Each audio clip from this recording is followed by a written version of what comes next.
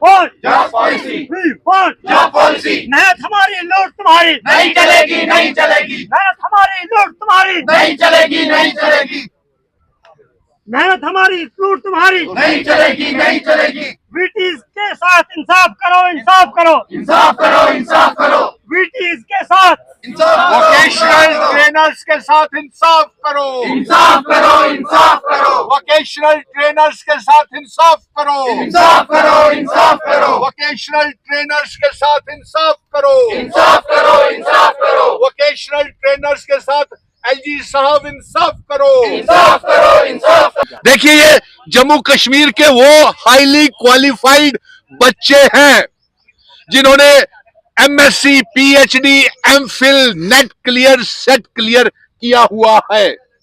और अफसोस की बात यह है कि इन्हें सरकार ने, समग्रा ने गुलाम बंधुआ बना करके रख दिया हुआ है। ये मांग कर रहे हैं पिछले 9 सालों से कि इनके लिए एक जॉब पॉलिसी बनाई जाए। कोई ऐसी चीज की मांग नहीं कर रहे हैं।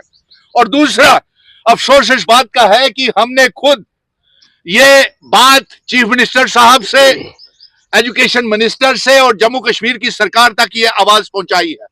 और education minister Sakina Itoo, chief minister Omar Abdullah साहब का यह मानना है कि इनके साथ बेइंसाफी हो रही है, क्योंकि जो प्राइवेट कंपनीज हैं वो इनके नाम के ऊपर करोड़ों रुपया निकलवाती हैं और बदले में इन्हें तंग, इनका शोषण, एक्सप्लॉयटेशन करते हैं। और जब ये अपने अधिकार की मांग करते हैं, ये देखिए हमारी छोटी छोटी बच्चियां, बेटियां और अपने बच्चों के साथ ये लेकर के आए हैं।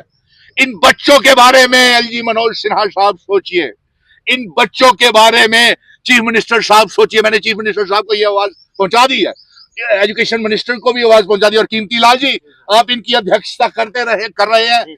आपकी मीटिंग वीरवार को हमने ये कहा है कि चीफ मिनिस्टर साहब इनका फैसला करें। और अफसोस की बात तो यह है, तरस खाइए इनके ऊपर।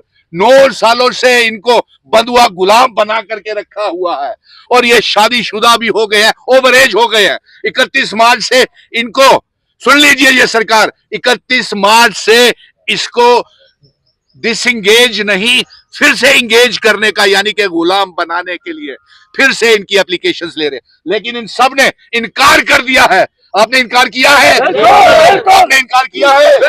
हाथ खड़े करके देख लीजिए चीफ मिनिस्टर साहब, इन्होंने कहा है कि हम कोई आगे प्राइवेट कंपनीज के साथ कोई समझौता नहीं करेंगे और आगे कंटिन्यू नहीं करेंगे। नंबर 1।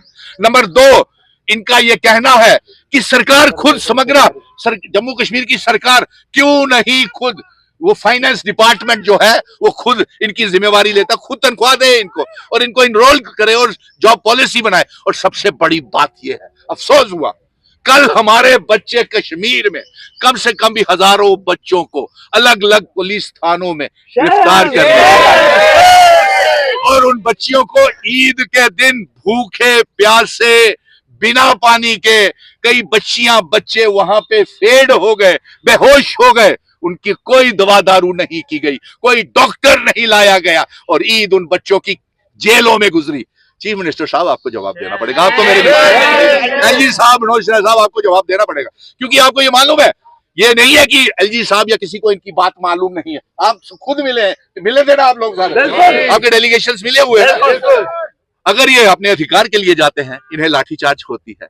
आज ये प्रेस क्लब से वहां से खदेड़ करके हरि सिंह पार्क में आ गए, लेकिन ये झुकने वाले नहीं हैं। और आखिरी वोकेशनल ट्रेनर, इसके साथ साथ बेरोजगार नौजवानों के साथ cluster resources coordinator, daily wager, national youth corps, रैबरेकिल, जंगलात, सेहत, तमाम बच्चों के साथ। अमित शाह जी, आप जम्मू कश्मीर के दौरे के ऊपर 7-8 तारीख को आ रहे हैं, आप इनके लिए एम्प्लॉयमेंट पैकेज लेकर के आए। और दूसरा, रियासत के दर्जे के बिना ये बच्चे बड़े बेहद परेशान हैं, इनकी सुनवाई नहीं हो रही। डबल पावर सिस्टम है, कहां जाए? एलजी साहब आपके दरवाजे पे आते हैं तो वहां से इनको लाठीचार्ज करके राजभवन से निकाल दिया जाता है। अगर चीफ मिनिस्टर साहब के ऑफिस में जाते हैं, खैर उन्होंने तो, मैंने खुद स्वयं डॉक्टर फारूक अब्दुल्ला साहब को और सरकार और स्कीना एजुकेशन मिनिस्टर, उन्होंने खुद माना है कि इनके साथ बेइंसाफी हो रही है, धांधलियां हो रही है और इनको इंसाफ मिलना चाहिए। तो इसीलिए आज यहाँ पे हरि सिंह पार्क में हम प्रदर्शन कर रहे हैं, धरने कर रहे हैं